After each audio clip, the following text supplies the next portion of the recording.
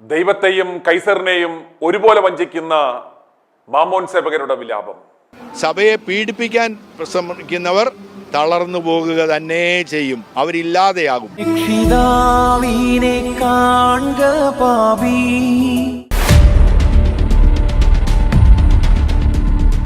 ഈ ദുഃഖവെള്ളിയാഴ്ച പോലും തങ്ങളുടെ കള്ളപ്പണം ഈടി പിടിക്കുമോ എന്ന് വ്യാകുലപ്പെടുന്ന കൂദാശ കുർബാന മാഫിയ സംഘം.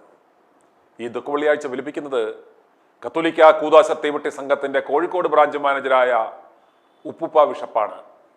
ഇദ്ദേഹത്തെ എന്തുകൊണ്ടാണ് ഉപ്പുപ്പ ബിഷപ്പ് എന്ന് കോഴിക്കോട്ടെ കത്തോലിക്ക സഭാംഗങ്ങൾ വിളിക്കുന്നത് എന്ന് അവരോട് ചോദിച്ചാൽ അവർ കൃത്യമായി പറഞ്ഞു തരും.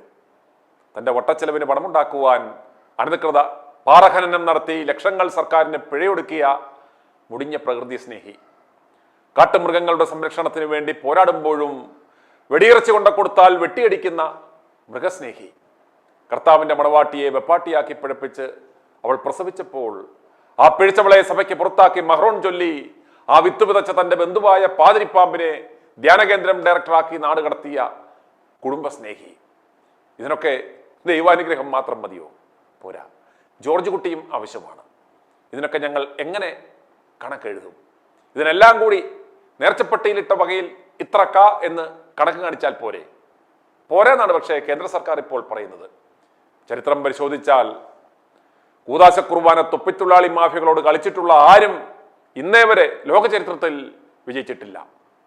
യേശു തമ്പുരാനെ പോലും ഞങ്ങൾ കുരിൽ തറച്ച് കൊന്നുകളഞ്ഞു. അവനെ വിറ്റ് കഴിഞ്ഞ 2000 കൊല്ലമായി ലോകത്തെ ഏറ്റവും വലിയ മതക്കച്ചവടം നടത്തുന്ന ഞങ്ങളുടെ അടുത്താണ് കളി എന്നും പറഞ്ഞ് ആ ഉപ്പുപ്പ ബിഷപ്പ് ഇന്ന് രാവിലെ മാപ്രകൾക്ക് നൽകിയ ആ മറുപടി കാണുക. FCRA സംബന്ധിച്ചുള്ളത് ഗവൺമെൻറ്റുമായിട്ടുള്ള ചർച്ചകൾ നടക്കുകയാണ് എന്ന് നമുക്കറിയാം. നമുക്ക് അത് പ്രത്യാശയാണ്. നമുക്ക് സങ്കടങ്ങളും പീഡനങ്ങളും നമുക്ക് എപ്പോഴും ഉണ്ടാകും. ഏറെ പ്രത്യേകിച്ച് സഭ എല്ലാ കാലത്തും പീഡിപ്പിക്കപ്പെട്ടിട്ടുണ്ട് വിവിധ ആളുകളാൽ. ഈശോ സ്വന്തം പ്രിയപ്പെട്ടവരാലാണ് ആക്രമിക്കപ്പെട്ടതെന്നറിയാം.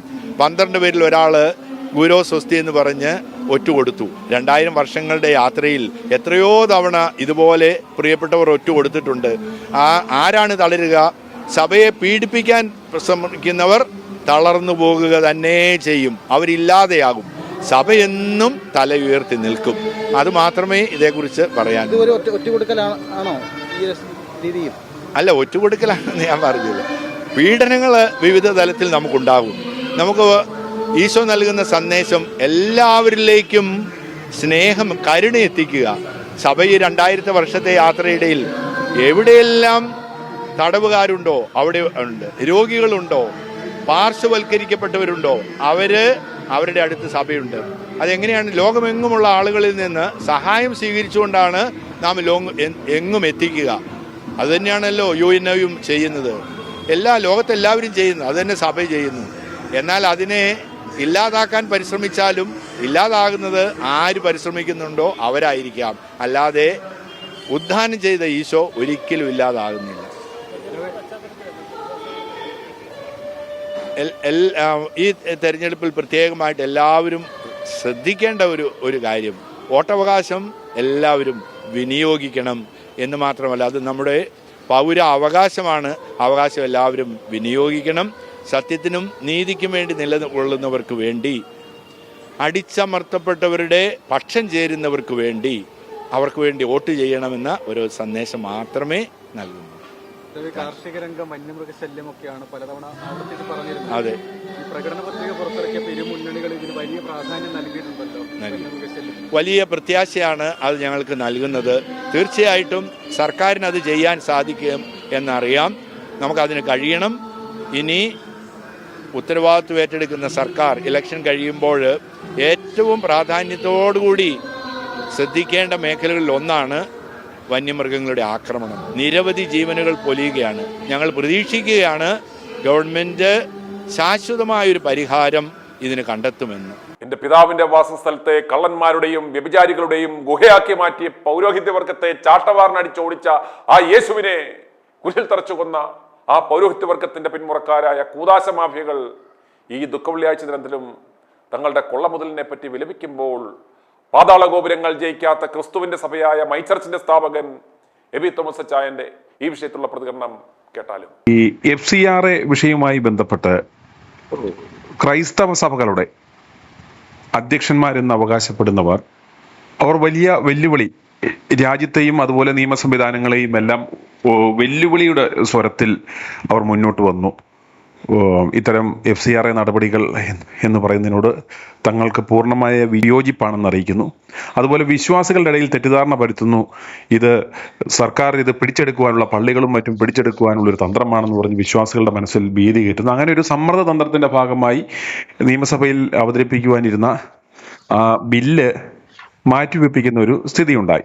അന്നേരം ഈ വിഷയത്തിൽ യഥാർത്ഥത്തിൽ വിശുദ്ധ വേദപുസ്തകത്തിന്റെ അടിസ്ഥാനത്തിൽ ഈ രാജ്യത്തെ നീതിന്യായ സംവിധാനങ്ങളോട് മത അധ്യക്ഷന്മാർ അല്ലെ സഭകൾ രാജ്യത്തെ നീതിന്യായ വ്യവസ്ഥകൾക്ക് വിധേയപ്പെടണമോ, അതോ ഇവർക്ക് ബാധകം മറ്റെന്തെങ്കിലും ഇവരുടെ കാനൂനികമായ നിയമങ്ങളാണോ? ഇതിനെക്കുറിച്ച് വിശുദ്ധ വേദപുസ്തകം എന്താണ് പറയുന്നത്?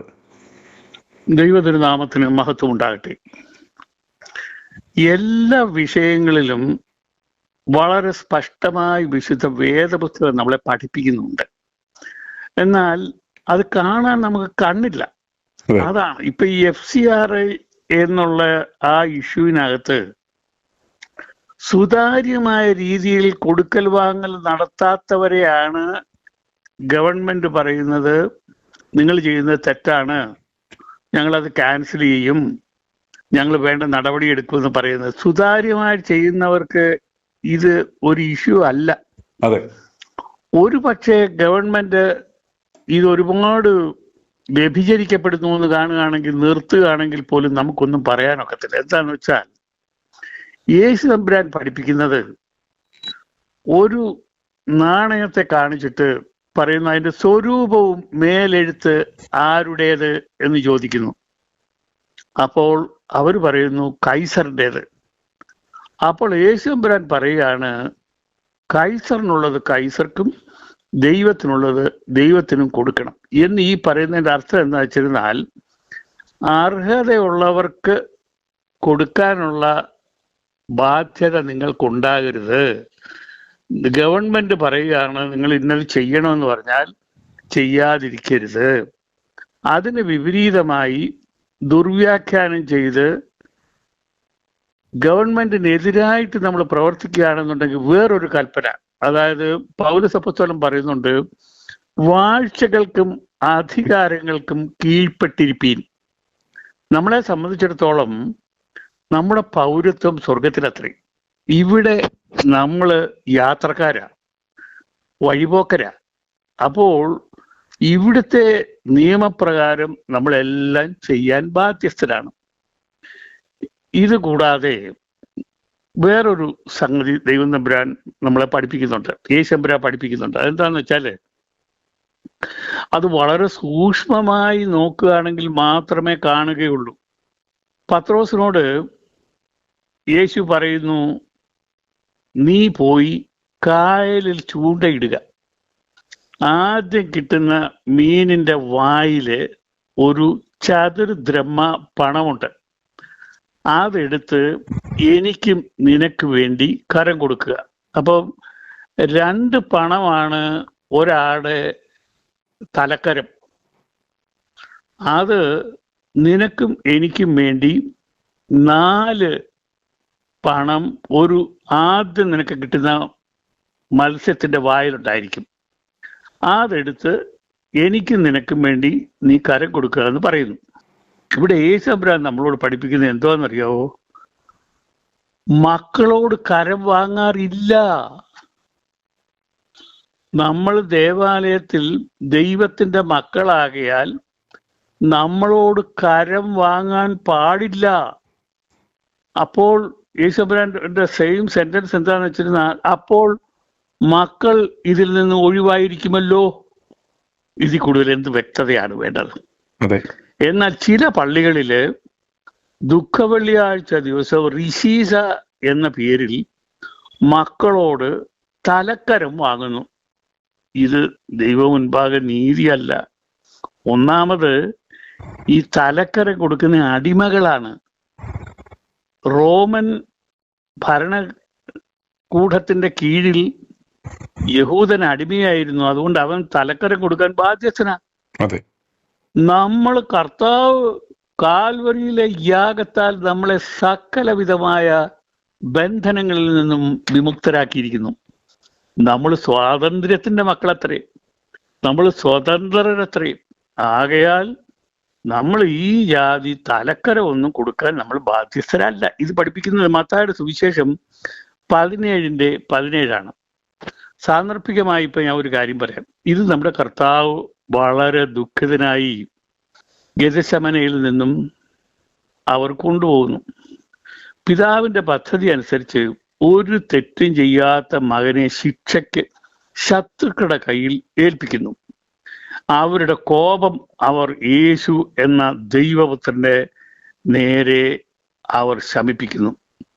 യേശുവിനെ സംബന്ധിച്ചിടത്തോളം ദുഃഖവും പരാജയവും ഏറ്റുവാങ്ങി കൊല്ലപ്പെടുന്നു. ഞാൻ എടുത്തു പറയുകയാണ്, വെള്ളിയാഴ്ച ദിവസം ദുഃഖവും പരാജയവുമായിരുന്നു യേശുവിനെ സംബന്ധിച്ചിടത്തോളം. അതിൻ്റെ ദുഃഖത്തിന്റെ ദിനം എന്ന് നമുക്ക് വിളിക്കാം. ഞായറാഴ്ച വിജയശ്രീലാളിതനായ ശത്രുവിനെ എല്ലാം തോൽപ്പിച്ച് ഉയർത്തെഴുന്നേറ്റ് നിൽക്കുന്ന യേശു നിങ്ങൾക്ക്, എന്നെ കേൾക്കുന്ന നിങ്ങൾക്ക് വിജയവും സന്തോഷവും സമാധാനവും നൽകട്ടെ എന്ന് ആശംസിക്കുന്നു. ദൈവം നിങ്ങളെ അനുഗ്രഹിക്കട്ടെ. നമ്മുടെ യേശു തമ്പുരാനെ കുരിശിൽ തറച്ച് സത്യത്തെ തമസ്കരിക്കുവാൻ ശ്രമിച്ച ആ പൗരോഹിത്യവർഗത്തിന്റെ പൈശാചിക കേന്ദ്രങ്ങളിൽ പോയി ഇന്ന് ആ കുരിശിനെ മുത്തിപ്പണം വാരിയിടുന്ന പൈശാചിക സഭകളുടെ അടിമകളായി പോയ ക്രിസ്ത്യാനി, നീ നിന്റെ ഉള്ളിലേക്ക് ഒന്നിന്ന് നോക്കുക. എന്നിട്ട് ആലോചിക്കുക, ആരാണ് നമ്മുടെ ക്രിസ്തുവിനെ ക്രൂശിച്ചത്? എന്തിനു വേണ്ടിയാണ് ഇവർ യേശുവിനെ ക്രൂശിച്ചത്?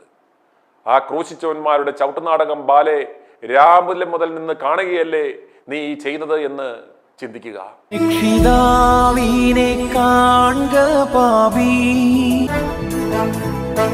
i2i News, an eye for truth. i2i News subscribe ചെയ്തിട്ടില്ലാത്തവർ ഇപ്പോൾ തന്നെ സബ്സ്ക്രൈബ് ചെയ്യുക.